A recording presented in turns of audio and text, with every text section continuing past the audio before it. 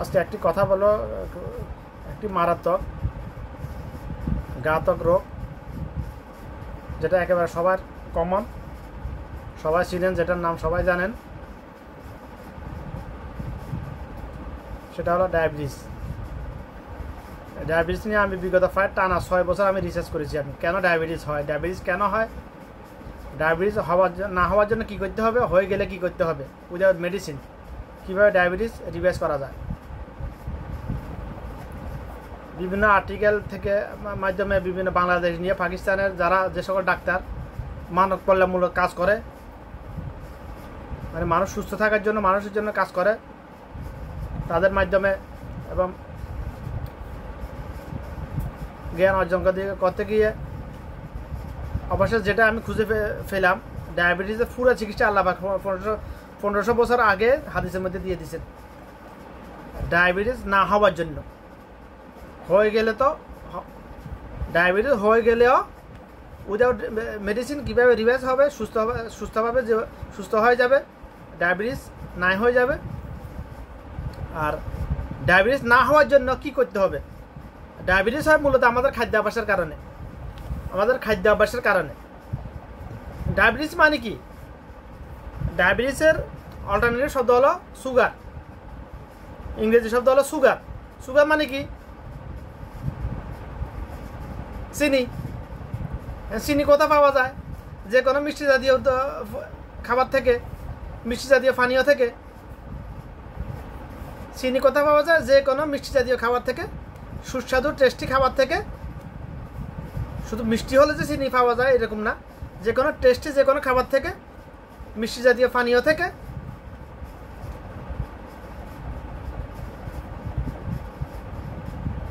Diabetes চিনি পাওয়া যায়। অর্থাৎ আমরা যা কিছু খাই, আমরা কেন খাই, খাবার মন চাইতেছি শুধু খাইতেছি, আমরা এর জন্য খাই। আমাদের খাবারের প্রয়োজনীয় কতটুকুর প্রয়োজন, কখন খাবার প্রয়োজন এটা আমরা জানি না, আমরা শুধু খাই। সকালে উঠে একবার খাই, নাস্তা করি যা যতটুকু ইচ্ছা, তারপরে 8টা-9টা বাজে আবার ভাত খাই, তারপর আবার নাস্তা করি 10টা-11টা বাজে দোকানে গিয়ে, আবার দুপুরে ভাত খাই, বিকেলে ঘুম থেকে আবার 4টা-5টা বাজে আবার নাস্তা করি, আমরা নাস্তা করি, রাতে আবার ভাত খাই, মন চাইলে আবার অন্য অনেক কিছু খাই। আমরা শুধু খাই আর খাই।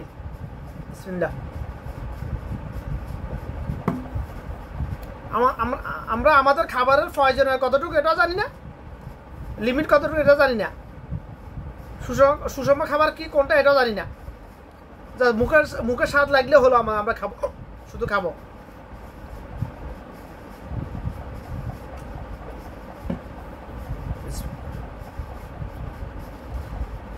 অর্থাৎ আমার টানা 6 বছরের ডায়াবেটিসের উপরে রিসার্চ করার ফলাফল সংক্ষিপ্ত আমি সারাংশ বলতেছি। আমি আউযুবিল্লাহি মিনাশ শাইতানির ডায়াবেটিস হওয়ার মূল কারণটা হলো, আমি বিগত 4 মাস আগে এটা পুরো চিকিৎসা নিয়ে আমি কয়েকটা ভিডিও করেছি, আমি কথা বলেছি। আমরা ডাক্তার হোম একটা চ্যানেল, এর মধ্যে ওগুলো দিয়েছি, আমি আরবি ভাষায় করেছি আমি প্রমাণীদের জন্য।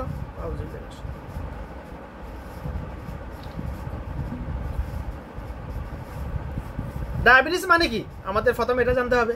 ডায়াবেটিস মানে হলো আমার শরীরের প্রয়োজনের অতিরিক্ত জ্বালানি। মনে করে একটা গাড়িতে তেল ডালার জন্য, পেট্রোল ডালার জন্য একটা টাঙ্কি আছে, ওখানে তেল ডিজেল ভরাট করা যাবে, ডালা যাবে 500 লিটার। ওই গাড়ি যারা তৈরি করেছে তারা লিখে দিয়েছে 500 লিটার ধারণ ক্ষমতা। এখন আমি ডাললাম 550 লিটার কিংবা 510 লিটার, বাকি 10 লিটার কোথায় যাবে? ডাললাম, জায়গা খালি আছে, ডালি দিলাম। তো এগুলো কি হবে, গাড়িটা যখন চলবে ভাইব্রেশন হবে, ডল খাবে, তেলগুলো আস্তে আস্তে যেখান দিয়ে ফারে ওখান দিয়ে নাকে মুখে বের হবে, রাস্তায় পড়বে, আস্তে আস্তে পড়বে, কোনো না কোনো দুর্ঘটনা হয়ে যেতে পারে।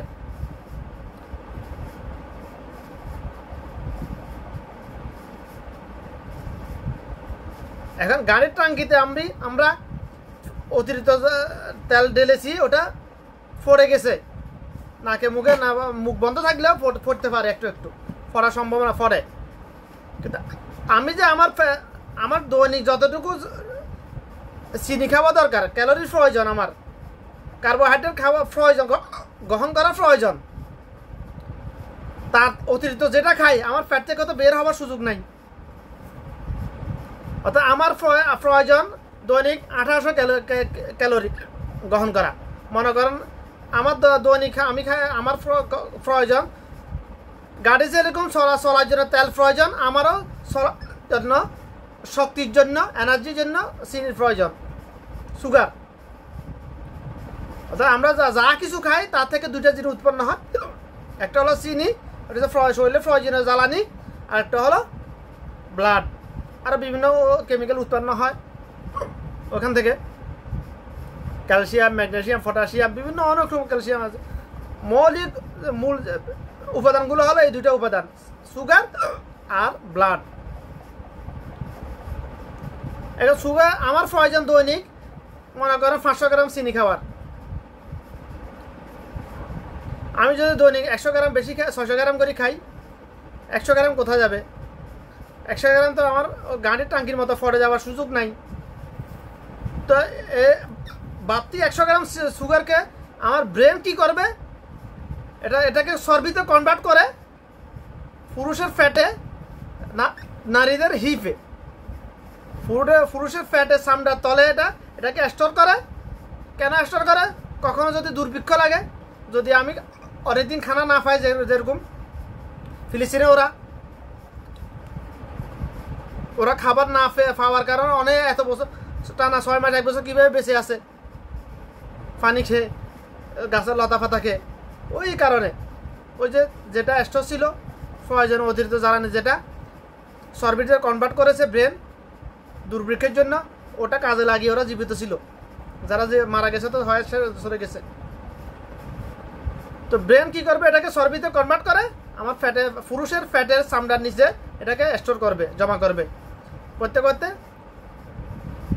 পৃথিবীতে এমন একজন রোগী, ডায়াবেটিসের রোগী দেখাতে পারবে না যার ফ্যাট বের হয় নাই।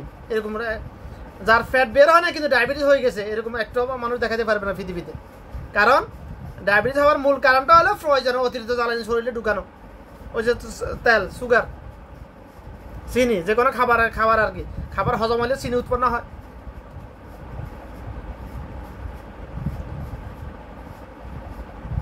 চিনি রক্তের সাথে ব্লাডের মধ্যে ঢুকানোর জন্য, আমার রক্তনালীর জন্য ঢুকানোর জন্য আর একটা হরমোন কাজ করে, এটাকে বলা হয় ইনসুলিন। ওটা কাজ করে, ওটার কাজ হলো চিনিকে আমাদের নার্ভসের মধ্যে ঢুকিয়ে দেওয়া, ব্লাডের মধ্যে চলার শক্তি যোগান দেওয়ার জন্য। এখন আপনি প্রতিদিন খাইতেছেন, খাওয়া আপনার প্রয়োজন 500 গ্রাম চিনি, প্রতিদিন 600 গ্রাম করে খাইতেছেন, 600 গ্রাম খাইতেছেন। তো এটা ব্রেনকে এটাকে চর্বিতে কনভার্ট করতে আস্তে আস্তে ফ্যাটের চামড়া নিচে এটা গাদল হইতে চর্বির দলা বড় হইতে এবার ফ্যাট বার হয়ে গেছে। আপনার ডায়াবেটিস, ডাক্তার বলতেছে কি আপনার ডায়াবেটিস। এটাই হলো ডায়াবেটিস। মূলত ডায়াবেটিস হওয়ার মূল কারণটা হলো এটাই, প্রয়োজনীয় অতিরিক্ত খাবার গ্রহণ করা। এখন ডাক্তার যা কিছু বলছে, গত 6 বছর ধরে যা কিছু শিখেছি বাংলাদেশ, ইন্ডিয়া, পাকিস্তানের বড় বড় ডাক্তারের কাছ মাধ্যমে যা কিছু শিখেছি, এগুলো সব খল্লি বললি, সব এগুলো কিচ্ছু প্রয়োজন নাই। কারণ আল্লাহ রাসূল সাল্লাল্লাহু আলাইহি ওয়াসাল্লাম 1500 বছর আগে ডায়াবেটিস চিকিৎসা দিয়ে গেছেন 4 থেকে 5টা হাদিসের মধ্যে। একটা হাদিস, যখন ক্ষুধা লাগবে খাবে, ক্ষুধা একটু বাকি থাকতে খাবার বন্ধ করে দিবে। অন্য হাদিসে আল্লাহ রাসূল সাল্লাল্লাহু আলাইহি ওয়াসাল্লাম তোমরা যখন খেতে বসবে তখন তোমার ফ্যাটকে, পাকস্থলীকে 3টি ভাগে ভাগ করবে। এক ভাগ পানি ঢুকিয়ে দিবে প্রথমে, এক ভাগ খাবার গ্রহণ করবে, এক ভাগ খালি রাখবে। অপর হাদিসে আল্লাহ রাসূল সাল্লাল্লাহু আলাইহি ওয়াসাল্লাম বলছেন তোমরা খাবার খাওয়ার সময় বসে খাবার খাবে, মাটিতে বসে, আমি যেভাবে বসে এভাবে বসে খাবার খাবে। আমরা কি এগুলো কোনটা মানি? আমরা তো ডাইনিং টেবিলে না বসে আমাদের এখন ফ্যাশন হয় না, ফ্যাশন। ডাইনিং টেবিলে খাবার না দিলে মেহমানদারি হয় না আমাদের। এই একটা ফ্যাশন, ডাইনিং টেবিলে খেতে হবে, বসে খেতে হবে মেহমান আসলে। ফাটি বিছা মাটিতে, বটনি বিছা মাটিতে, কিভাবে খাবার দিই আমরা?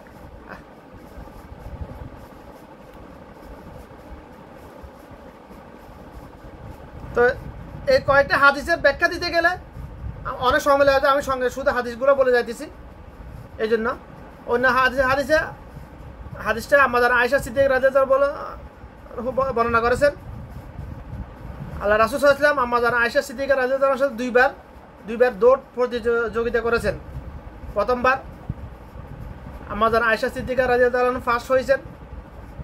পরের বার কিংবা কয়েক বছর পরে রাসূল সাল্লাল্লাহু আলাইহি ওয়াসাল্লাম ফার্স্ট হয়েছেন এই দৌড় প্রতিযোগিতা। আসলে ডাক্তাররা কি বলে, ডায়াবেটিস হয়ে গেলে তারা কি বলে, তোমরা হাঁটো, দৌড়ের উপরে থাকো, শুধু দৌড়ের উপরে থাকো, শুধু দৌড়ানি বন্ধ করলে মারা যাবে, তুমি তোমার ডায়াবেটিস বাড়ি যাবে, ডাক্তাররা বলতেছে এটা। আর আল্লাহ রাসূল সাল্লাল্লাহু আলাইহি ওয়াসাল্লাম 1500 বছর আগে বলে গেছেন তোমরা দৌড়াও নিয়মিত, প্রতিদিন নির্দিষ্ট সময় দৌড়াও, যে যতটুকু পারো দৌড়াও। ওটা উনি দৌড়াইছেন ওটা না, ওটা উম্মত মুহাম্মাদের জন্য এটা মেসেজ। এটা তোমরা দৌড়াও, প্রতিদিন সুস্থ থাকার জন্য নিয়মিত দৌড়াও, নির্দিষ্ট পরিমাণ 15 মিনিট, 20 মিনিট, আধা ঘন্টা, 1 ঘন্টা, যে যতটুকু পারো দৌড়াও। তো দৌড়ানোর সাইন্টিফিক ব্যাখ্যা দিতে গেলে আমার অনেক সময় লেগে যাবে, এই জন্য ওইদিকে গেলাম আজকে।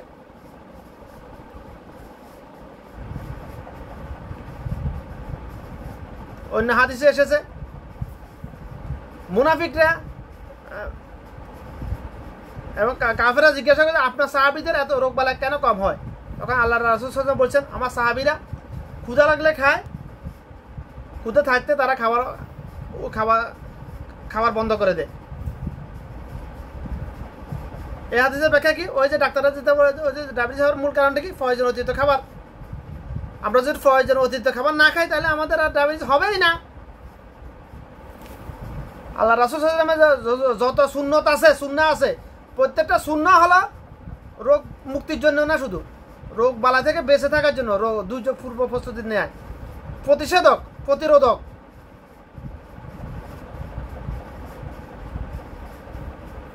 আমরা আফসোসের বিষয়ে আমরা আজকে মুসলমান সুন্নাহকে এই বলে অবহেলা করি। এটা তো সুন্নাহ মানলে স্বভাব নেকি ভাব, না হলে তো গুনাহ নাই, পাল্লি। এই জন্য আমরা আজকে এই অবস্থা। তো ডায়াবেটিস যাদের হয়ে গেছে আশা করি কথাগুলো মনোযোগ দিয়ে শুনবেন। যাদের হয় নাই, যারা কথাগুলো শুনবেন, আপনার পরিবারের আত্মীয় স্বজনের মধ্যে যাদের ডায়াবেটিস তাদের কাছে কথাগুলো পৌঁছে দিবেন ইনশাল্লাহ, বিনিময় আল্লাহর কাছে পাওয়ার আশা করে। কারণ যার ডায়াবেটিস হয়ে গেছে সে বুঝতে পারে কি অবস্থা তার। আমি মনে করি ডায়াবেটিস ক্যান্সারের চাইতে মারাত্মক মনে করি, আমি ক্যান্সারের চাইতেও মারাত্মক মনে করি। কারণ ডায়াবেটিস যার হয় তার শরীরের সকল কর্মক্ষমতা নষ্ট হয়ে যায়। ডায়াবেটিস যার হয় সে যদি সে লাইফ স্টাইল দ্বারা তার রিভার্স না করতে পারে তাহলে তার শরীরের সকল রোগ প্রতিরোধ ক্ষমতা নষ্ট হয়ে যায়। যার হয়ে গেছে সে বুঝতে পারে এটা।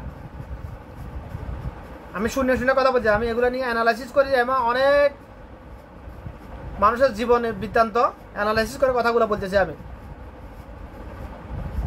হয়তো আমি 10-20 মিনিটের মধ্যে কথাগুলো বলে ফেলেছি, কিন্তু এগুলা নিয়ে আমি টানা প্রায় 6 বছর আমি এগুলা নিয়ে অ্যানালাইসিস করেছি আমি। তো যারা মানলে ফজিলত পাবেন, এগুলার না মানলে কিছু না, আমার কিছু আসে না। মানলে ভালো, আমি যেটার আশা কথা বলতেছি ওটা আমি পাবো ইনশাআল্লাহ আল্লাহর কাছ থেকে, বাস এতটুকুই। ডায়াবেটিস আর বর্তমান যুগে 100 মিনিমাম 90% মানুষ ডায়াবেটিস ঝুঁকিতে, ডায়াবেটিস একটা নির্দিষ্ট বয়সীমার ফলে ডায়াবেটিস হওয়ার সম্ভাবনা ঝুঁকিতে আছে। কেন? ওই খাদ্যাভ্যাসের কারণে শুধুমাত্র ডায়াবেটিস হয়। ডায়াবেটিস কখনো কারণ আল্লাহ পাক বলছে আমি কখনো বান্দার উপর জুলুম করি না। বান্দা নিজের উপর নিজের কর্মের দ্বারা জুলুম করতেছে। ডায়াবেটিস কেন হইতেছে? আমরা ফয়জের অতিরিক্ত খাবার গ্রহণ করার কারণে। আজ থেকে 30-40 বছর আগে কেন এত ডায়াবেটিস ছিল না? হাজারে একজনও ছিল না। কেন? কারণ আজ থেকে 30-40 বছর আগে মানুষ কাজ করার জন্য শক্তির প্রয়োজন না, কাজ করার জন্য খাবার খেত, খাবার সংগ্রহ আবাদ করার জন্য সংগ্রহের জন্য কাজ করতো তারা। কাজ করার জন্য খাবার খেতেন, কাজ করার শক্তি যোগানোর জন্য খাবার খেতেন, আবার খাবারও যোগান দেওয়ার জন্য তারা কাজ করতো। এই জন্য তাদের ডায়াবেটিস হয় নাই, কখনো ডায়াবেটিস ছিল না। তার আরেকটা কারণ হচ্ছে আমরা আর্টিফিশিয়াল জিনিসগুলো পছন্দ করি বেশি। আজ থেকে 30-40 বছরে এত আর্টিফিশিয়াল জিনিস ছিল না, এত জেনেটিক্যাল মডিফাই করা জিনিস ছিল না। বর্তমানে যত উন্নত মানে কৃষি শিল্প, কৃষি বিজ্ঞান, প্রযুক্তির বিজ্ঞানের উন্নয়নের ফলে কৃষির মানে জেনেটিক্যাল যে পরিবর্তন ঘটা দিয়েছে, ফল বলেন, ফল মূল সব কিছুর মধ্যে, চাল ডাল ধান গম আটা ময়দা আপেল আম যা কিছু আছে এগুলোতে সায়েন্সের এর কারণে, মানুষ জেনেটিক্যাল পরিবর্তন করার কারণে এগুলো ন্যাচারালি যে গুণাগুণ এগুলো নষ্ট করে ফেলতেছে সব। আরেকটা ডায়াবেটিস আরেকটা অন্যতম কারণ হলো আজ থেকে 100 বছর 1000 বছর আগে মানুষ ভাত খাইছে, রুটি খাইছে, তবে আটা আর ভুসি একসাথে খাইছে। আজকে ডাক্তাররা বলতেছে চাইলের উপরে যে লাল লাল আবরণটা ওটা হচ্ছে ফাইবার, আর ভিতরেটা হচ্ছে সব সুগার, কার্বোহাইড্রেট। আজ থেকে 30-40 বছর আগে যখন ধান চুরাইতো তখন আকান্যা সাইজ বলতো আর কি, লাল লাল সাইজ বের হইতো বেশিরভাগ, ওগুলাই খাইতো সবাই ওগুলাই খাইতো। এখনো পাওয়া যায় ডেকি ভাঙ্গা চাল, তবে দাম অনেক বেশি, 100 টাকার উপরে কেজি, কিলো 100 টাকার উপরে। তাহলে দেখুন কিভাবে কেন ডায়াবেটিস হইতেছে। ডায়াবেটিস হওয়ার অনেকগুলো কারণ আছে।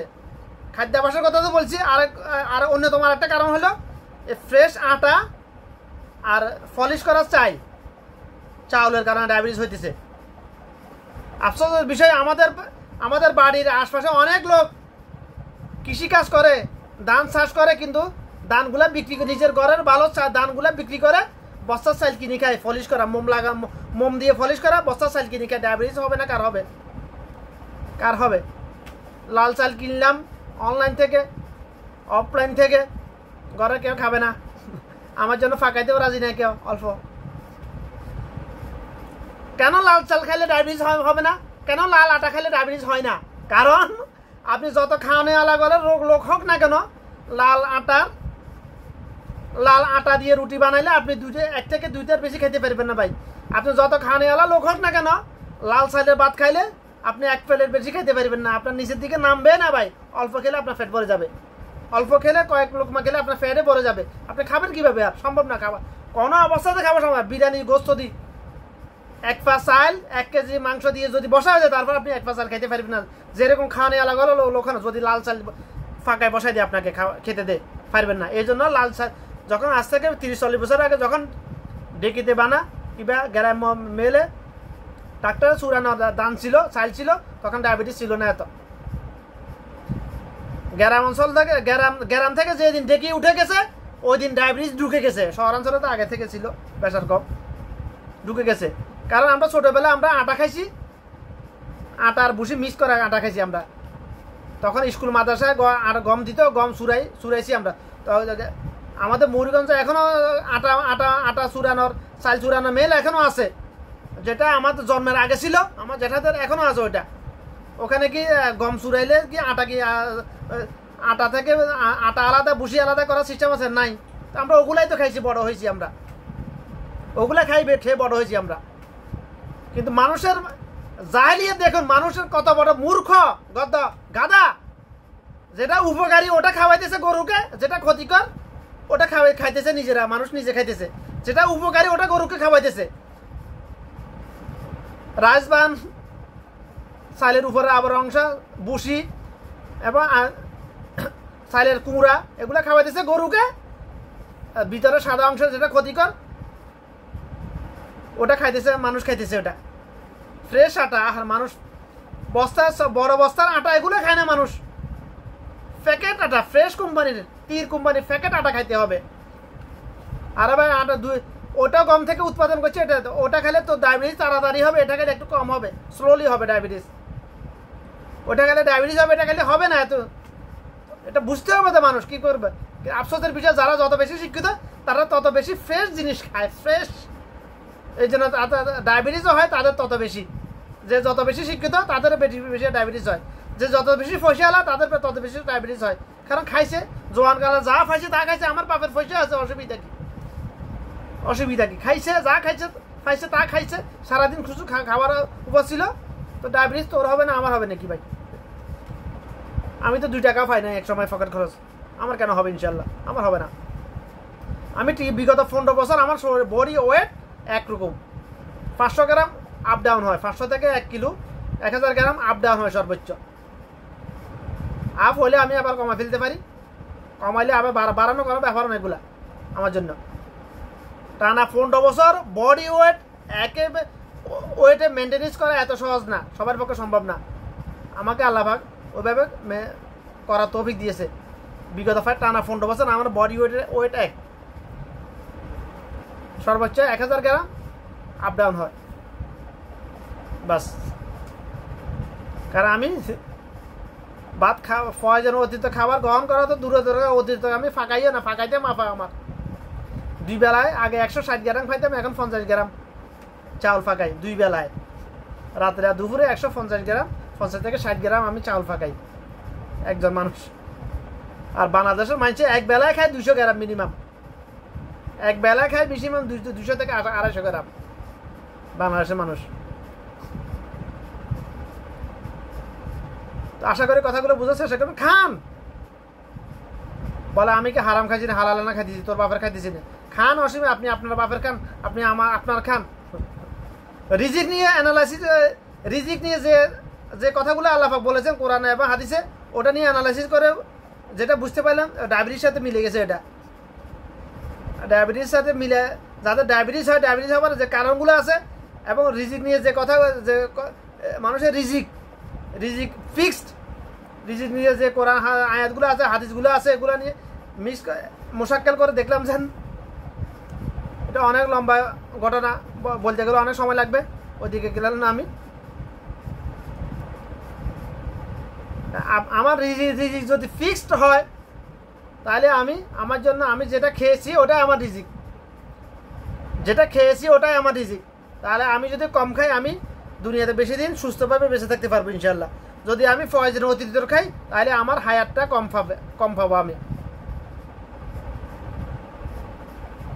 আমার হায়াতটা কম পাবো। মানুষের হায়াতও ফিক্সড, রিজিকও ফিক্সড, তবে হায়াত বাড়েও কমেও।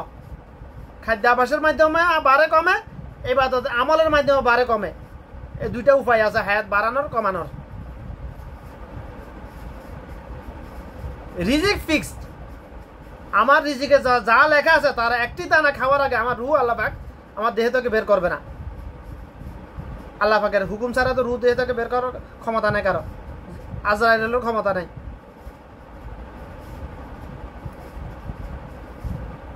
আমার রিজিকে যতটুকু লেখা আছে তার একটিরও বেশি দানা, একটিরও বেশি চাউল আমি খেতে পারবো না। আমরা মনে করি যার কাছে গরিব লোক বেশি খাবার পাইতেছে না, ধনী লোক অনেক খাবার খাইতেছে, আমরা মনে করি এটা না রে ভাই।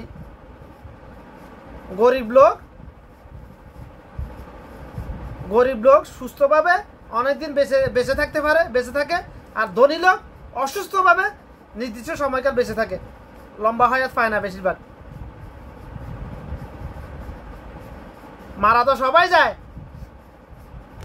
গরিব লোক মারা গেলে বলে বা হায়াত শেষ হয়ে গেছে, মারা গেছে। আর ধনী লোক মারা গেলে বলে হৃদরোগের ক্রিয়া বন্ধ হয়ে মারা গেছে। আরে হারাম জাদা জাহেলের দল, হৃদযন্ত্রের ক্রিয়া বন্ধ হয়। হৃদযন্ত্র মানে কি? হার্ট মারা গেলে তো হার্টের সিস্টোলিক ডায়াস্টোলিক এমনিতে বন্ধ হয়ে যাবে ভাই। মারা গেলে রুটা বের হওয়ার সাথে সাথে সব কিছু এমনিতে সব ক্রিয়া বন্ধ হয়ে যাবে। হৃদযন্ত্রের ক্রিয়া বন্ধ হয়ে মারবে না, কে মরবে? কিভাবে মরে মানুষ? ডাক্তাররা বলে হৃদযন্ত্রের ক্রিয়া বন্ধ হয়ে মারা গেছে। এটা ধনী লোকের ক্ষেত্রে। আর গরিব লোক মারা গেছে এতে উন্ডুসকে মারা গেছে, এতে সাম্বার কামড়া মারি গেছে, এতে হায়াত শেষের জন্য মরি গেছে, ক্যান্সারে মারা গেছে, গুড়ি হয়ে মারা গেছে। গরিব লোক মারা গেলে গুড়ি হয়ে মারা যায়, আর ধনী লোক মারা গেলে হৃদযন্ত্রের ক্রিয়া বন্ধ হয়ে মারা যায়। কি করবে, জাহেলিয়াত মানুষের এগুলো সব। তো কথা আর লম্বা করলাম না, আসলে অল্প অল্প সময়ের মধ্যে তো একটা বিষয় একে পরিপূর্ণভাবে বোঝানো সম্ভব না, আর যেহেতু আপনাদের এত ধৈর্য নাই শোনা, কারণ মানুষ টিকটক বানায়, মানুষ দুনিয়া বিষয় দুনিয়ার হায়াতও সংক্ষিপ্ত, দুনিয়া বিষয়ে কথা বলা যায় সংক্ষেপে। আখিরাতের শুরু আছে শেষ নাই, আখিরাতের বিষয়ে কথা বলতে গেলে শুরু আছে শেষ নাই, হয় না, সংক্ষেপে বোঝা সম্ভব নয়, বলার শেষ হয় না কখনো। ডায়াবেটিস নিয়ে কথা বলতেছি যেহেতু দুনিয়াবি, তারপরে এখানে আখিরাতের বিষয় আছে। আপনি সুস্থভাবে বেঁচে থাকলে তো আপনি বেশি বেশি ইবাদত করতে পারবেন ভাই। হ্যাঁ, আপনি সুস্থভাবে বেঁচে থাকলে তো আপনি বেশি বেশি ইবাদত করতে পারবেন। আপনি যদি অসুস্থ হন, আমরা কে আনি কোথাও নিলেও ব্যস্ত থাকবেন আপনি। তো কথা লম্বা করলাম না, আশা করি কথাগুলো বোঝার চেষ্টা করবেন, নিজে মানবেন, অন্যকে মানার জন্য উদ্বুদ্ধ করবেন ইনশাল্লাহ। এখানে যেহেতু কারো গায়ে চুলকানি শুরু হওয়ার মতো কোনো কথা নেই, জন্য এটা পার্সোনালি শেয়ার করতে পারবেন ইনশাল্লাহ কথাগুলো।